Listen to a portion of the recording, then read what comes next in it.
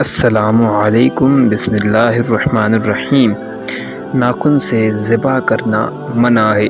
رافع بن خدیج رضی اللہ تعالی عنہ سے روایت ہے کہ رسول اللہ صلی اللہ علیہ وسلم نے فرمایا، جس چیز سے جانور کا خون بہہ جائے اور اس پر اللہ کا نام لیا گیا ہو تو اسے کھاؤ، سوائے اس کے جو دانت اور ناخن سے ذبح کیا گیا ہو۔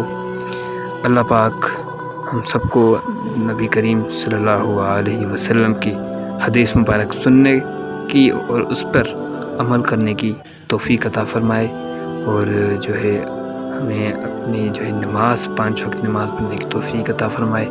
بس اللہ پاک سے یہی دعا ہے کہ ہمارے جو فلسطینی بھائی ہیں ان کی حفاظت فرمائے، آمین یا رب العالمین۔ مجھے بھی رکھیے گا دعاؤں میں یاد۔